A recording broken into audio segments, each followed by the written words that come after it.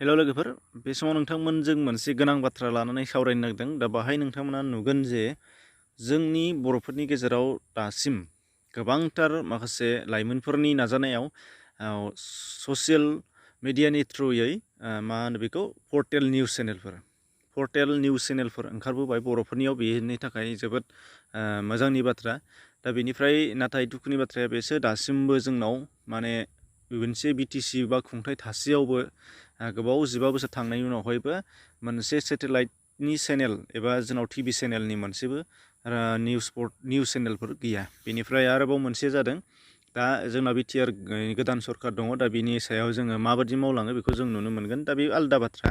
नाथाय दा जोंनाव जाखिनि पर्टेल निउस चेनेलफोर दङ दा बिथांमोनहा गोबांथार खस्थ' खालामनायनि गेजेरजों गोबां जुजिनायनि गेजेरजों बिथांमोनहा बर'नि जिहेथु माखासे मिथिनांगौ बाथ्राफोर मिथिनांगौ खौरांफोर फोसावनांगौ खौरांफोर दा बेफोरखौ बिथांमोना फोसावगासिनो दङ आरो बेनिफ्राय बिखेखयै बुंनांगौआ गोबांथार माखासे लाइमोनफोर इउटुब चेनेलनि गेजेरजों इउटुबार हिसाबै गोबाङानो ओंखारबोदों दा बिथांमोननि इनफरमेसन होनायाव जों मिथिनो मोनो बिथांमोननि फोसावनायाव जों मिथिनो मोनो गोबाङानो मुलाम्फाबो जादों।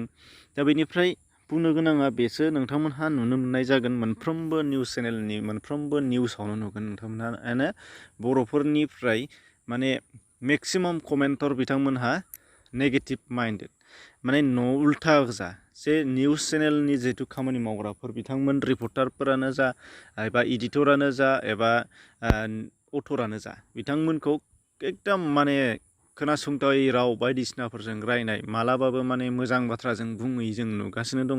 नोंथाङाबो नायबा नुगोन दा बे बाथ्राखौनो बुंनो नागिरदों जायफोर बिथांमोनहा पर्टेल सालायगासिनो दङ एबा गोबां खौरां कालेक्ट खालामनानै जोंनि गेजेराव फोसावगासिनो दङ बिथांमोनहा जोबोद खस्थ'नि गेजेरजों खालामदों नाथाय बिथांमोनहा खस्थ'नि माबा मोनसे मोजां बान्था मोनदों बे गैया। गोबां नाजानायनि गेजेरजों बिथांमोनहा जोंनो खौरां होगासिनो दङ मिथिहोगासिनो दङ नाथाय बे बेलायाव बिथांमोनहा माबा मोनसे सेलारि मोनो बा बेथन मोनो बे नङा। बिथांमोनहा दासिम सेलारि मोननाय बा माबा मोनसे मोजांथार इनकाम खालामनो हानाय मोनसेबो चेनेल गैथ'वा अब्लाबो बिथांमोनहा नाथाय जेननाय लायाखै जुजिगासिनो दङ बा गोदान ओंखारगासिनोबो दङ दा बे हिसाबै आरो बिनिफ्राय नोंथांमोना एसे साननानै नाय बबेबा मोनसे निउस चेनेला मा न'आव थानानै निउसखौ मोनगोन बबेबा न' सिङाव थानानै निउस मोनो बे नङा। बोजों बायजों खारनो गोनां जायो बिथांमोनहा जिहेथु बा प्रेस मिट एबा बायदिसिनाफोर नोंथांमोना हाबाफारि लानाय नुयो दा बेयो बबेबा मोनसे सोरनिबा पर्टेल सालायनानै न'आव जानानै थाबाय थायाखै नोंथाङाबो नुदों गोबांथार फिल्डआव ओंखारनो गोनां जादों दा बेवहाय थांलाय फैलाय जानाय लोंनाय खस्थ' गावनि खामानि गारनानै बिथांमोना कालेक्ट खालामो बेनिफ्राय फोसावो दा बे बेलायाव नोंथाङा न'आव थानानै आराम मबाइल सेरनानै बिथांमोननि फोसावनाय खौरांखौनो मोनगासिनो दङ दा बेवहाय माबा मोनसे फिसा मिस्टेक मोनोबा जोंनि गेजेराव माने एकदम माने गावनि सिलायाव फैनानै बायदिसिना बुंफैबाय जेनेबा बेबादि गावनिखौसो बुंहरबाय जेनेबा बेबादि साननानै ओरैबायदि रायगोन माने लाजिथाव आरो दुखु मोनथाव दा बे बाथ्रा दा सोंखारिलायनाया थानांगौ नाथाय सिमानि बाहेरा जानो नाङा बे मोनसे दा बेखायनो आङो खावलायनो सानदों बिथांमोनखौ जोङो गोसो गोरबोजों बरायनांगौसो आरो जुदि माबा गोरोन्थि मोनोबा साजेसन खालामहरनांगौ बेसो साजेसनसो खालामहरनांगोन नङाबा नोंथाङा रायहरोबा बिथांमोना जुदि दुखु मोननानै मोनफ्रोमबो निउस चेनेलानो जुदि गोदोलांफिननांगौबा नोंथांमोना जोंनि गेजेराव जेबो माने इनफरमेसन मोननांगौ जेखौ जों नांगौमोन बेखौ जों मोननायानो नङा जेखौ जों नुदों बेखौ मोननायानो नङा। दा बेवहाय नोंथांमोनखौ आं मोनसे उदाहरन होनो सानदों जे दिनैसिम फेसबुक बा ससियेल मिडियाया एसेग्राम हाइलाइट जानायनि सिगां बुंनो थाङोब्ला 4-5 बोसोरनि सिगांनिफ्राय जेसेबां सिगाङाव थांगोन एसेबांनो बर'आव बेबायदि मोनसेबो निउस पर्टेल गैयामोन। दा बे समाव जोङो बर' राव नङै गुबुन रावारिफोरनियाव जोङो आसामाव बिसेसकै असमिया बा गुबुनफोर खौरां बिजोंफोरखौ जोङो नायनांगौमोन। दा बे बेलायाव नोंथांमोनहा गोसोखांहरनो हागोन बर'नि बबे मोनसे खौराङा बिथांमोननि चेनेलनि थ्रुयै ओंखारबोदोंमोन। दा बे आरो बिनिफ्राय नोंथांमोनहा साननो हागोन जे बर'फोरखौ गोदो समावहाय बैफोर खौरां बिजोंफ्रा माबायदि खामानि मावबोदोंमोन जे माबा मोनसे जाथाया बर'नि गेजेराव जायाखैब्लाबो बेखौ बर'नाव फैनाय आरो बर'नि गेजेराव जायफोर दुखुनांथाव बर'फोरनि सायाव इनाय खालामनाय बेखौ मालाबा खोनादोंमोन नामा बेफोरखौ फोसावै दा बेबादि गोबां जेंना नेग्लेक्ट खालामजाबोनाय जोंनाव गोबां जाबोदोंमोन। दा बेफोरखौ जोङो गोसोखांनांगोन। दा बेफोर बाथ्राफोरखौ सिगांनिखौ माने जोंनि दानि जिथु लाइमोनफोर बिथांमोनहा मिथिया एबा नुवाखै खोनायाखै। दा बेखायनो बायदिसिना बुंनो लायो आरो गावबा गाव प्रेक्टिकेलाव मावफेराखै ओंखाराखै बेखायनो बिराद माने गाज्रि रायनाया जोंनाव फैगासिनो थायो। नोंथांमोनहा नुगोन, नोंथांमोनहाबो नुगासिनो दङ जानो हागौ।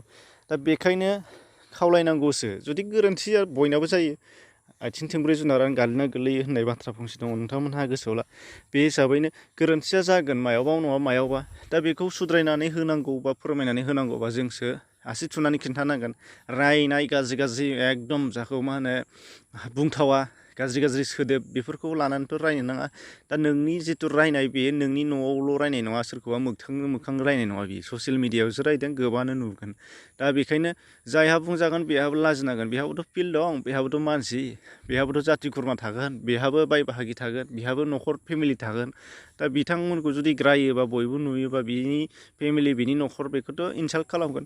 दा इनसाल्ट खालामलाङोबा मा जागोन, बे लासै बेफोर खामानि मावनायखौ बिथांमोना बन्द' खालामगोन। जुदि निउस पर्टेलफोरा बन्द' जायो टटेलि, अब्ला साननानै लादो बर'फ्रा बेसेबां गाहायाव थांगोन। दिनै जोंनि गेजेराव गोबां बायदिसिना जाथायनि अनगायैबो गोबां बिथिङानो ससियेल मिडिया बा निउस पर्टेलफोरनि थ्रुयै जोंनाव डेभेलप जाबोगासिनो दङ। दा बेखौ नोङो सरासनस्रा न'आव माने उन्दुनानै थानानै बा माबा मोनसे साननानै नायनायाव जों नुनाय नङा। गोथौयै साननानै नायनो नांगोन सिगांनि जाथाय आरो दानि जाथाय। दा बेखायनो नोंथांमोनहा जे राया गाज्रि रायहरा, बेखौ आं रिकुवेस्ट खालामहरदों। आरो मोनसे बाथ्रा, गोबाङानो जोंनियाव माने बिदिनि थाखायनो जों खोनादों सानब्लाबो माने ओंखारनो हाया आरोखि। दा आंजोंबो फेस टु फेस गोबाङानो ओंखारबाय, बुंबाय माने बोरैहाय ओंखारनो, ओरैबायदि गाज्रि रायो जेखौ माने नों आङो बेबायदिखौ सहायनो हानाय नङालै, नैबेबायदि होननाय जोंनाव गोबां ओंखारबोयो आरोखि। दा बेफोरबायदि जानो नाङा, जोंनाव ओंखारबोनांगौसो, एभेलेबेल जानांगौसो, नोंथाङाबो हायोबा नोंथाङाबो मावनांगौसो। नाथाय बेयो जोंनाव गैया आरो गोदोलांहोनायावसो दङ। दा बेखायनो आसा खालामो उनफ्राव बेबायदि जाया। दा बिनिफ्राय माखासे बाथ्राया ओरैबायदि होबावबाय आरोबाव, सोरनिबा महर मोखां माने जोंनाव फैयोबा, बेबादि माबा मोनसे गोरोन्थि मावफ्लाङोबा जोंनि गेजेराव ओरैबायदि गाज्रि स्प्रिट खालामग्रा दंसै। नोंथांमोनहाबो नुगोन जे बिथांनि फट'खौ लानानै माने मेम बानायनायाव ओरैबायदि स्मार्ट आरोखि। गाव जे बिथांनि गोरोन्थि एबा बिथांनि खामानि मावनाया माबायदिमोन बेखौ नायबिजिरालाबा, बिथांनि बबेबा मोनसे पिकचार मोनोबा, सोरनिबा फट' मोनोबा बेखौ मेम खालामनानै जोबोद भाइरेल खालामगोन। दा बेबो मोनसे बिराद गिदिर मिस्टेक, जायनि थाखाय प्रेक्टिकेलि आंबो फट' बा लाइभ मोखां दिन्थिनानै रायलाया। नोंथांमोना गोबां कुइसन खालामहरो मानो नुजाया। दा बेनो माबा मोनसे मालाबा मावफ्रांगोन, नाथाय ओरैबायदि हिउज जागोन, जाय मोनसे जोबोद गोनांथार बाथ्राखौ फोसावदोंमोन बेखौ खोनासङालाबा बै फट'खौ लानानैसो, सोरनिबा सावगारिखौ लानानैसो मेम बानायनानै ससियेल मिडियायाव ओरैबायदि भाइरेल खालामगोन माने, आरो बेखौ हमथानो हाला आरोखि। आरो बे जै जाबाथाय हमथानो हाला। नाथाय बिथांमोनहा जायफोरा खालामजायो बिथांमोनहासो मिथिगौ। बिथांमोनहा पेमिलि गैया, बिथांमोनहा जाथि खुरमा गैया, बिथाङा मा होनो मोगथाङाव गोबांथार सिनायनाय मानसिफोर गैया, गोबां गुदुङावसो थायो नामा बिथांमोनहा। जुदि लाजिनो गैया बिस्रा गन्थं गैया, लाजिनो नाङा, नोंहाल' लाजिनो नांगौ। दा बे बाथ्रा, बेखायनो जोङो साननो नांगोन जाहाथे आरोबाव बेबायदि जाया, जों नुवा। बेखायनो आं आसा खालामो बेबायदि जाहाथे खालामा। आरो बेखौ जायफोरहा बेबायदि खालामहरो बेखौ साफ्रोमबो रिपर्ट खालामनांगोन।